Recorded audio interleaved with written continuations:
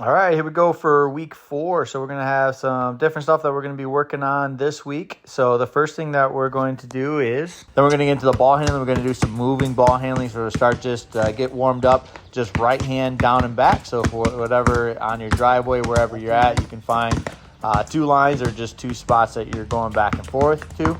So we're going to go down and back with the right hand. Then we're going to go down and back with the left hand at about waist height. Then we're going to get down and we're going to go below the knees. So you're going to go right hand down and back, and then you're going to go left hand down and back below the knees. This is not a race, and I had to remind my boys about this as well. So we're not racing through this. We want it to be nice, slow, and controlled, and we want to make sure that we're keeping that dribble, especially in the second one, down below the knees. Once you get done with that, then we're going to work on some 2-ball stuff. And so if you have 2 basketballs, then I want you to try this. If you don't have 2 basketballs, you can always skip this, or you can repeat the other stuff a little bit. But if you do have 2 basketballs, this is a good drill for you to do. So about waist height, we're just dribbling down and back. You can do this at a walk if you need to, or you can do it at a jog, whatever is the best for you. If you don't have 2 of the same basketball, then you can use 2 different basketballs. And actually right here, these 2 guys are using, one's a junior ball, 27.5 ball, one's a 25.5 ball, and that's absolutely fine. And actually it makes it more of a challenge too, because they're going to dribble a little bit different. Some of them are going to be inflated more, some of them are inflated less, and then different types of basketballs are going to bounce differently. And that actually really helps your ball handling. So having 2 balls that are the same is great, but if you have 2 balls that are different, that might actually be better for you to try to work on dribbling basketballs that are coming up at different speeds and different heights. So again, you're going to go down and back at waist height, and then you're going to go down and back again below the knees. So this one, you really got to squat down, get nice and low, light with your fingertips. Make sure you're not dribbling too hard, so you keep it nice and low, and you got to keep it moving forward the entire time. So you just got to keep that concentration going. Make sure you keep the ball on your fingertips, and you can go nice and slow on this one. This one you're not going to be able to really jog at. You're going to want to take this at a walking pace when you're going down and back. All right, once we get done with doing the 2 balls together, we're going to go into straight line cone drill. So we're just going to try a couple different variations with the straight line cones.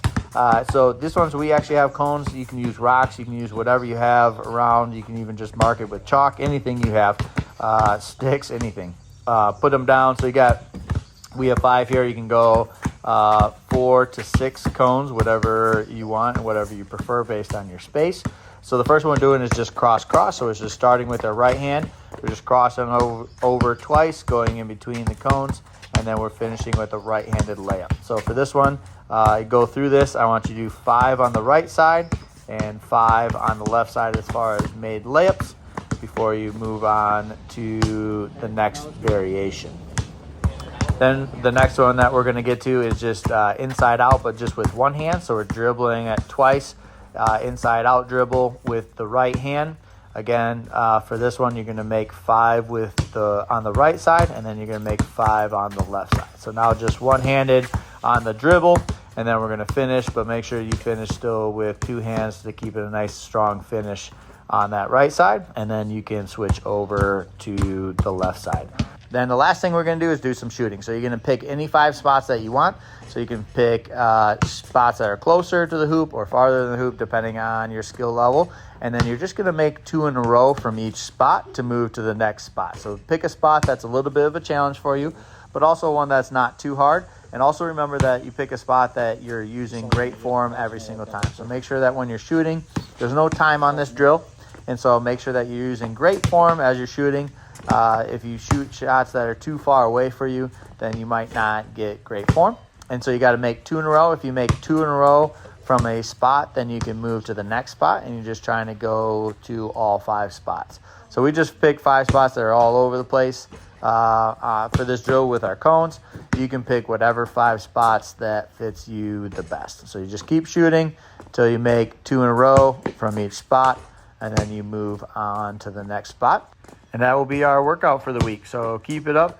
Do this workout as many times as you would like to throughout the week. The more you can do it, the better you're going to get. I'm proud of each one of you guys for working super hard. Hopefully you're having fun along the way, because at the end of the day, remember, we just want to have fun, work hard, get better, all together. This is a great community that we're starting to build here, and I'm super excited to see all you guys back on the court soon.